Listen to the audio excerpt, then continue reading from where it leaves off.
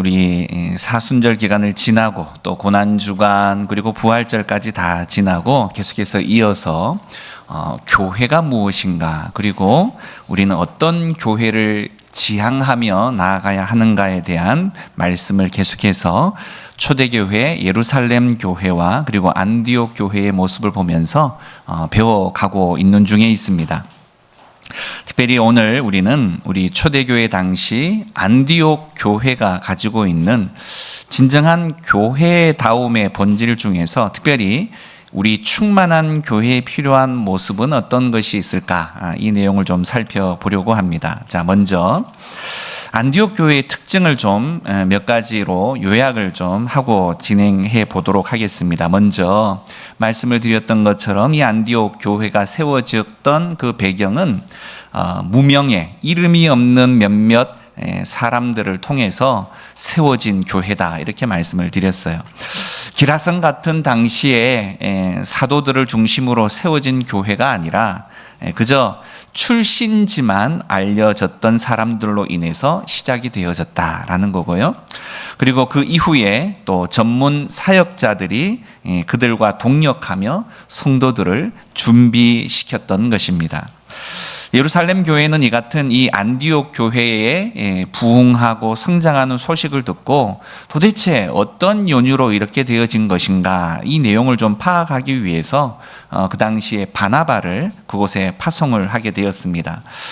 성경에서 잘 소개하고 있는 바 이 바나바는 그의 인격과 또 그의 삶이 너무나 많은 사람들에게 본이 되어지는 사람이었기 때문에 수많은 사람들이 이 바나바를 통해서도 또한 바로 이 안디옥 교회에 몰려드는 그런 연쇄작용이 일어나게 되었죠.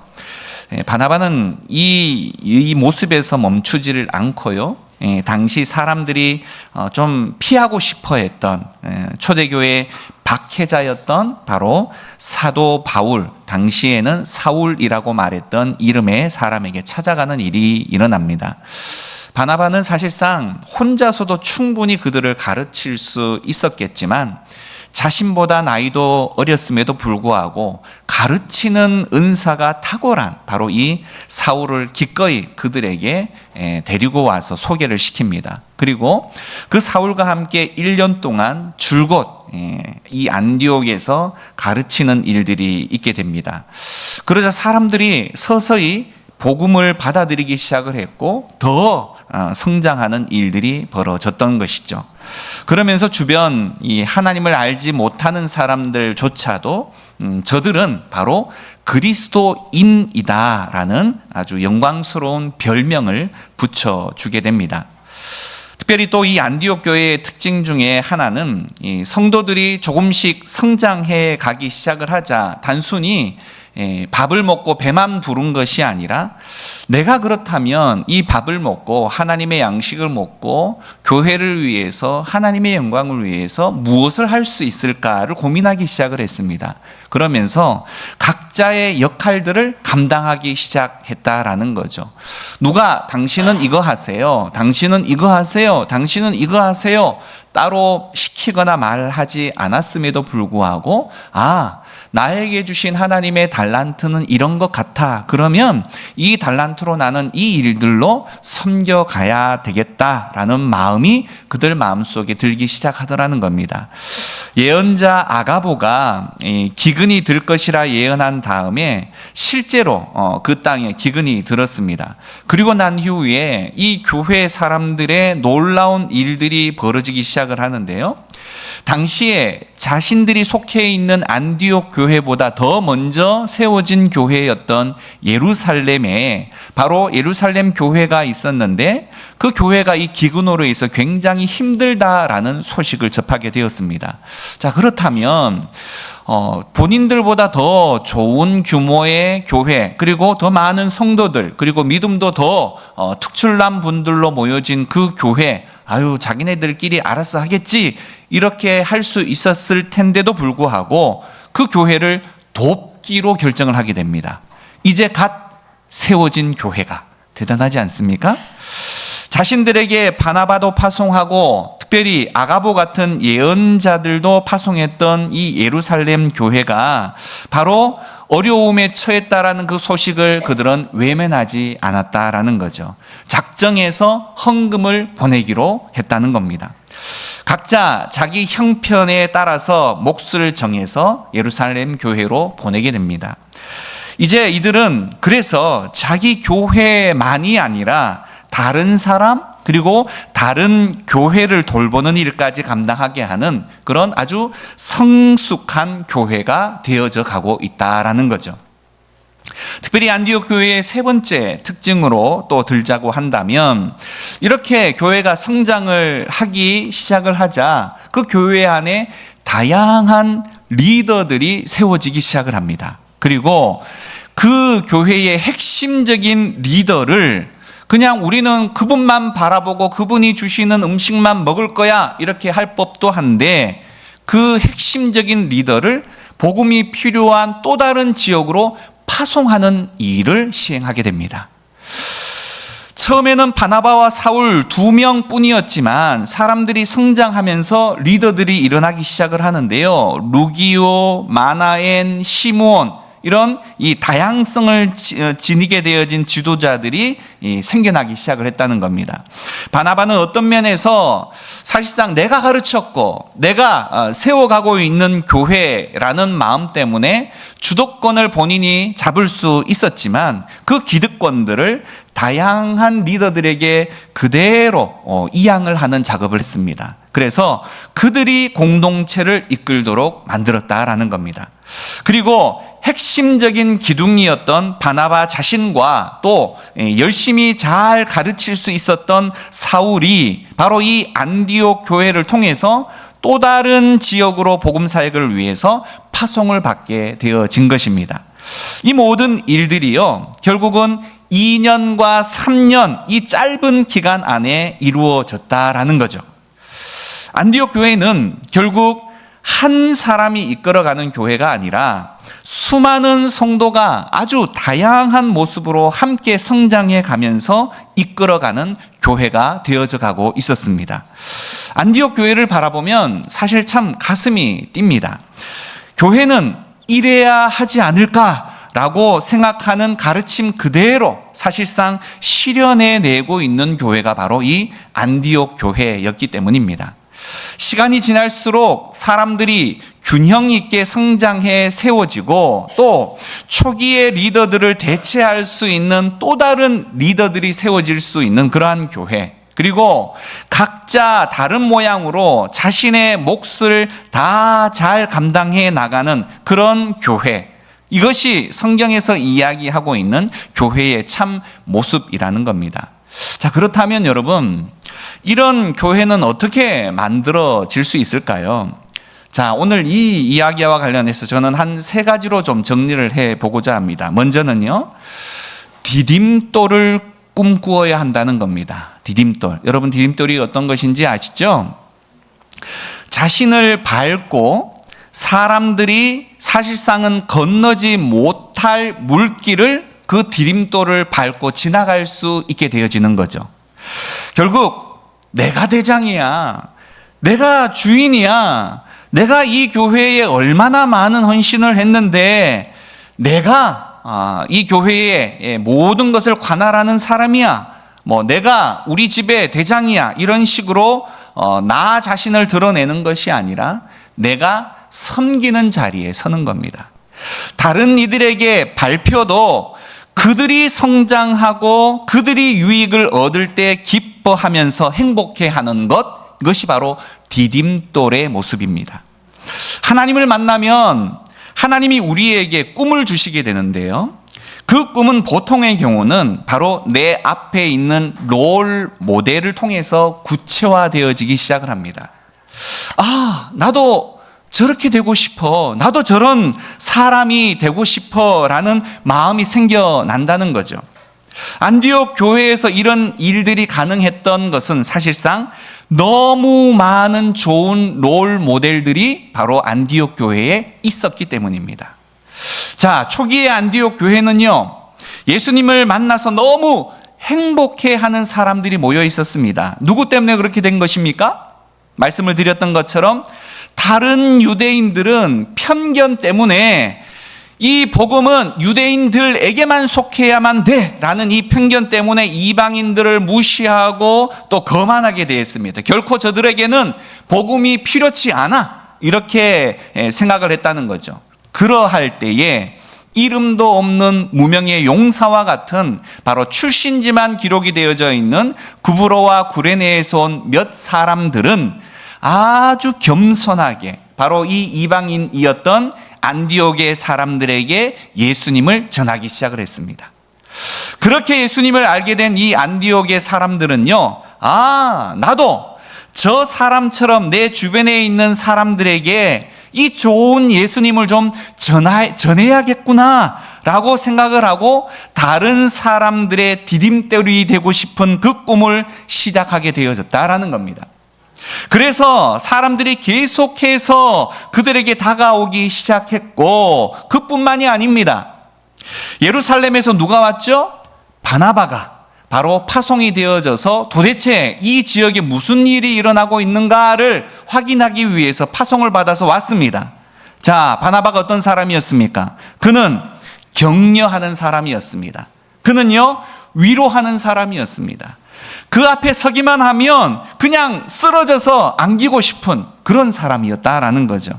너무 성품이 푸근한 사람이었습니다. 이런 바나바를 만나서 안디옥 교회 사람들의 반응은 어땠을까요?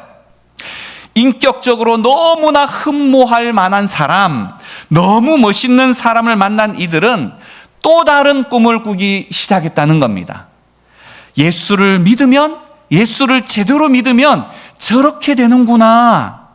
나도 예수 잘 믿어서 저런 사람 되어야겠구나. 사람을 품는 사람, 격려해 주는 사람, 위로해 주는 사람, 물질적인 축복을 받으면 나만을 위해서 사는 것이 아니라 이웃을 위해서 나누며 사용할 수 있는 사람. 우와, 멋있네. 나도 저렇게 살아야지. 이런 꿈을 꾸기 시작을 했다는 겁니다. 이것뿐만이 아닙니다. 또 그들에게 누가 왔어요? 바나바를 통해서 사도 바울이 되어졌던 사울이 합류를 하게 되어집니다. 요즘 사람들은 이 신약 성경의 절반을 기록한 그를 아주 위대한 사람이라고 생각할지 모르겠지만요, 당시에 그는 예수를 믿는 자를 잡아다가 옥에 가두는 아주 악질적인 박해자로 인식이 되었습니다. 기독교를 박해하고 스데반을 죽이는 데 앞장섰던 바로 이 사울, 그는요, 과거가 있는 치명적인 스캔들을 가진 남자였습니다. 하지만 그는 유대교에 매우 정통한 사람이었고요, 헬라 철학을 마스터한 사람이었습니다. 그의 가르침은 사실상 이 바나바와는 비교가 되지 않을 만큼 아주 뛰어난 교사였어요. 사울이 사람들을 가르치기 시작을 하면요, 사람들이 그냥 어떻게 그렇게 말씀을 잘 이해하게 되는지 하나님 나라의 비밀이 분명히 드러나는 것처럼 그렇게 이해되어지기 시작을 했다는 겁니다. 사람들은요, 이런 사울을 보고 또 꿈을 꾸기 시작을 합니다. 나같이 상처 있는 사람도, 나 같은 과거가 있는 사람도 얼마든지 하나님이 쓰실 수가 있구나. 하나님은 과거에 핍박했던 사람들조차도 이렇게 귀하게 사용하시는구나. 나에게도 그렇다면 소망이 있네. 꿈을 꾸기 시작을 했다는 겁니다. 사랑하는 성도 여러분, 우리 충만한 교회도 이런 본받고 싶은 훌륭한 모델들이 많이 일어나기를 간절히 축원드립니다. 본받고 싶은 목회자, 본받고 싶은 장로님, 본받고 싶은 권사님, 집사님, 성도님들이 다 되시기를 축원드립니다. 이렇듯 꿈꾸는 사람들, 다른 이들의 디딤돌이 되겠다라고 꿈을 꾸는 사람들이 있을 때 교회는 건강해지는 것입니다. 지금 당장 뭔가를 이룰 수 없을지는 모르겠지만 우리 각자가 살아야 할 삶, 우리 각자 담당해야 할 역할들을 꿈꾸기 시작을 하게 되어질 때 하나님은 놀라운 일들을 이루어 가실 것입니다. 또한 사랑하는 여러분, 꿈을 꾸었으면 꿈만 꾸는 사람은 뭐라고 표현합니까? 몽상가. 네, 꿈만 꾸는 사람은 몽상가입니다. 꿈을 꾸었으면 그 꿈을 향해 달려나가야 합니다. 꿈만 꾸는 것이 아니라 아무 돌이나 디딤돌로 쓸 수 없기 때문에 우리가 그 돌을 밟았을 때 아무 문제 없이 지나갈 수 있으려면 그 돌은 아주 단단해야 합니다.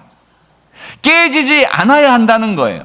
또 그 돌은 잘 다듬어져 있어야 합니다. 삐쭉삐쭉 나와 있으면 밟게 되어지면 어떤 일이 벌어집니까? 상처가 나는 거예요. 아픈 거예요. 그래서 온전한 디딤돌이 되어지기 위해서는 꿈만 꾸는 것이 아니라 든든해져야 되고요, 단단해지고 다듬어져야 한다는 겁니다. 다른 사람들이 밟고 지나갈 수 있는 돌, 나를 이용해서 더 좋은 것을 얻을 수 있을 정도로 내가 준비가 되어져 있어야 한다는 겁니다. 사람들의 오해와 상처를 주는 말, 세상에서 오는 유혹과 핍박을 이겨낼 수 있을 정도로 견고해져야 한다라는 거죠.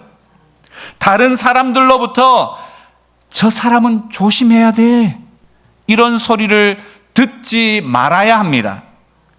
그렇게 든든해지기 위해서 우리는 열심히 배우고 열심히 훈련해야만 합니다. 특별히 말씀을 통해서 우리가 그리스도 안에서 서는 법을 배워야 한다라는 거예요. 일주일에 단 한 번 예배를 드리고 설교를 듣는 것 물론 중요합니다. 하지만 그것은요, 그리스도인들을 겨우 목숨줄 붙어 있는 그런 연명하게 하는 정도의 수준밖에 되지 않아요. 디딤돌이 될 만큼 든든해지고 싶다라는 소망이 여러분들 가운데 있다면 하나님의 이 말씀을 스스로 소화해낼 수 있고 은혜 받는 삶을 배워야 합니다. 다시 말해 예수의 능력을 의지해서 살아가는 그 방법을 배우고 훈련해야 한다라는 거죠. 디딤돌은 말씀드렸던 것처럼 다듬어진 돌이라고 말씀을 드렸습니다. 밟아도 안전할 만큼 든든해지기는 했지만 밟기가 겁이 나는 돌이 우리 주변에 얼마나 많은지 몰라요. 밟으면 다칠 것만 같습니다. 다듬어지지 않는 돌은 그래서 상처도 주고요, 고통을 줍니다. 자신을 힘들게 하는 시어머니 때문에 억지로 교회를 다니었던 며느리 이야기가 있습니다. 하도 교회를 그냥 가자고 하니 따라는 갔는데 이렇게 다를 수가. 집에서 보는 시어머니의 모습과 교회에서 보는 시어머니의 모습이 하늘과 땅같이 달라져 있었습니다. 교회에서 너무 천사 같았는데 예배를 마치고 집에 돌아오면 악마가 되더라는 겁니다. 그래서 그 모습을 보고 그 며느리는 교회를 끊어버렸습니다. 여러분, 이런 이야기 종종 들으시죠? 예수를 따르게 되면 여러분 반드시 예수를 닮게 되어져 있습니다. 신앙은 좋은데 말씀드렸죠? 성격은 이상할 수 없다는 거예요. 우리의 언어, 의사결정, 행동의 양식, 이 모두에 예수님께서는 영향을 끼쳐서 우리를 성장하게 만드시는 겁니다. 이렇게 성장하면 다른 사람들이 아주 안전하고 편안하게 나를 딛고 또 다른 지역으로 갈 수 있는 바로 거친 부분들이 잘 다듬어진 디딤돌이 되어질 수 있다라는 겁니다. 따라서 믿음의 사람들은요, 끊임없이 말씀을 통해서 자신을 돌아볼 수 있어야 합니다. 그리고 내 주변의 관계들을 잘 돌아보아서 상대방의 입장에서 사랑하는 법을 배워야 돼요. 사랑하는 법을 내 방식대로 하는 것이 아니라 상대방의 관점에서. 사랑하기 위해서는요, 그를 이해해야 합니다. 어떤 사람인지를 이해해야 하고요, 그 사람을 이해하려면 어떻게 해야 됩니까? 그 사람의 이야기를 잘 들어야 합니다. 집중해서 들어야 합니다. 상대방의 입장에 서서 우리가 흔히들 이야기하는 역지사지, 이 모든 과정을 배우는 것, 그것이 바로 사랑의 시작이라는 겁니다. 이것은 사실상 매일의 훈련이 없이는 결코 이루어질 수 없는 덕목이에요. 예수만 믿었다고 끝나는 것이 아니라는 겁니다. 이제 예수 믿으면 그때부터가 시작입니다. 결혼을 하면, 결혼식을 끝나면 다 끝나는 거 아니잖아요. 이제 그때부터가 시작인 것처럼 신앙도 마찬가지입니다. 천당만 가면 된다라는 식은 믿음의 초보자 티를 팍팍 내는 겁니다. 우리는 주님의 온전하심까지 닮아가기 위해서 매일같이 자라가야 합니다. 이 자라감은요, 그냥 넋을 놓고 주님이 다 알아서 하시겠지, 결코 이게 아니라는 거예요. 배우고 자라가는데 우리가 관심을 가지고 열정을 가지고 열심히 훈련해야 한다라는 겁니다. 특별히 우리는요, 다른 디딤돌들과 함께 하는 훈련을 해 나가야 합니다. 서로 다르다라고 말하는 것은 우리를 좀 힘겹게 하는 부분들도 없잖아 있습니다. 부대끼게 하죠. 하지만 하나가 될 수 있다면 세상에서 볼 수 없는 것, 그런 특별하고 매우 귀한 공동체를 형성할 수가 있게 되어지는 겁니다. 하나님께서 자신에게 주신 것을 가지고 함께 일하는 것, 그것은요, 하나님이 세우신 교회 공동체의 특별함의 특징입니다. 사랑하는 여러분, 신앙의 초보 딱지를 떼지 못하는 사람들이 얼마나 많은지 모릅니다. 신앙생활, 내가 20살 때부터 했어. 10살 때부터 했어. 나는 엄마 뱃속에서부터 했어. 이런 오랜 기간을 자랑하지만 여전히 나의 신앙적 상태는 어린아이 젖병을 물고 있는 아이처럼 주세요, 주세요, 달라고만 하고, 나만 편하면 돼 라는 생각만 하고, 나만 좀 신경 써줘 라는 식으로 남을 전혀 배려하지 못하고 이기적이고 매우 유아적인 태도에서 벗어나지 못하는 이들, 사랑하는 여러분, 얼마나 많은지 모릅니다. 신앙생활 10수년이 지났지만 여러분, 이 성경책 매우 두껍죠? 한 차례도 처음부터 끝까지 읽어보지를 않았고, 헌신이나 봉사의 자리는 의뢰의, 이거는 다른 사람이 하는 거야, 피해가고 대접받는 자리만을 좋아하는 모습들, 이런 모습들은요, 교회를 병들게 하는 겁니다. 우리는 겸손하게 배우고 훈련해서 주님을 닮아가야 합니다. 너무 바쁜 현대의 삶에 수많은 핑계들이 존재하지만 영적인 성장의 주제는 결코 그리스도인들에게 밀려날 주제가 아니라는 사실을 우리는 반드시 기억해야 합니다. 마지막으로 안디옥 교회와 같이 되기 위해서는요, 세상 속에서 자신의 역할을 감당할 수 있는 자리로 성장해 나가야 합니다. 신앙생활은요, 교회 공동체 안에서만 하는 것이 결코 아니에요. 오히려 공동체 속에서 배우고 익혀서 그것을 나의 삶의 실제 삶 가운데, 그 현장 가운데에서 구현해내는 것, 이것이 바로 진정한 신앙의 생활입니다. 그래서 세상 사람들, 특히 우리 믿음의 사람들이 속고 있는 이야기 중에 하나는, 신앙생활은 교회 안에서만 하는 거고 세상에서는 세상의 방식이 따로 있어, 이렇게 하는 이원론적인 삶, 이것을 우리 그리스도인들은 철폐해야 합니다. 그리스도인들은 교회건 세상이건 가정이건 동일해야 한다는 거예요. 결국 우리는 배우고 익힌 하나님의 말씀의 원리를 가지고 우리의 실제 삶의 현장에서 어떤 삶을 살아야 할지 끊임없이 고민하고 끊임없이 적용해 나아가는 삶을 살아야 한다는 겁니다. 성경 속에서 가르치고 있는 자녀 양육, 인간 관계, 부부 관계, 경영의 원리, 공적 영역 안에서의 정의의 실현, 검소한 삶, 물질관, 이 모든 것들이 바로 우리 삶에 필요한 주제들이지 않습니까? 이것을 어떻게 내가 성경적으로 해석하고 성경적으로 적용할 수 있을지를 끊임없이 고민하고 나누어야 한다는 겁니다. 주일날 교회에 사랑하는 성도들이 예배를 드리기 위해서 모여서 예배가 마치면 335 이렇게 모여서 대화를 나누시죠. 물론 한 주간 어떻게 살았는지에 대한 이야기도 하지만 어떤 경우는 내가 어제 80만 원짜리 가디건을 샀어. 어제 내가 내 아들이 뭘 또 선물을 해주더라.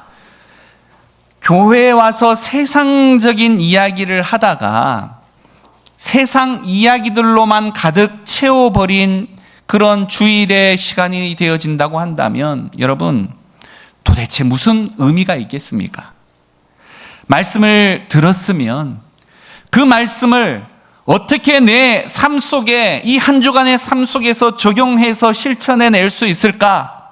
이것을 고민하고 먼저 된 사람들에게 지혜도 구하고 또 결단하고 함께 기도하는 것, 이것이 바로 예배 이후에 우리의 모습이 되어야 한다라는 겁니다. 그리스도인들은요, 그래서 말씀 따로 생활 따로가 아니라 삶 자체가 신앙이고 삶 자체가 전도자가 되어져야 한다는 겁니다. 우리의 삶은 그래서 아무렇게나 살아도 되는 그런 싸구려 인생이 결코 아니라는 거예요. 우리는 다른 이들이 나를 딛고 건너갈 수 있는 그런 디딤돌이 되고자 하는 꿈을 꾸어야 하는 것입니다. 그 꿈을 위해서 우리는 잘 다듬어지고 든든해지는 과정을 반드시 거쳐가야 합니다. 그 일에는 우리의 수고도 필요하고 관심도 필요하고 열정도 필요합니다. 사랑하는 여러분, 꿈도 없이 그냥 좋은 교회에서 제공하는 종교적인 서비스만을 누리고 계신 분은 혹여나 없으십니까? 하나님은 우리 한 사람 한 사람을 디딤돌로 부르셨음을 잊지 말아야 합니다. 우리는 균형 있게 성장하는 것을 통해서 각자가 감당해야 할 몫을 통해서 충만한 교회를 세워가야 하는 한 장의 벽돌임을 여러분 잊지 마셔야 합니다. 이 시간 함께 기도할까요? 나는 디딤돌인가? 아니면 다른 사람을 다치게 하고 넘어지게 만드는 거친 돌인가? 디딤돌이 되기 위해서 꿈만 꾸는 자인가? 아니면 훈련하고 연습하는 자인가? 내가 그런 모습으로 있지 못하다고 한다면 오늘부터 시작하게 해달라고 기도하기를 원합니다. 그러한 삶을 교회 안에서만이 아니라 나의 삶의 현장에서 살아내는 실천적인 그리스도인이 되게 해달라고 다짐하고 그 결심을 도우시는 우리 성령님께 기도하도록 하겠습니다. 기도합니다.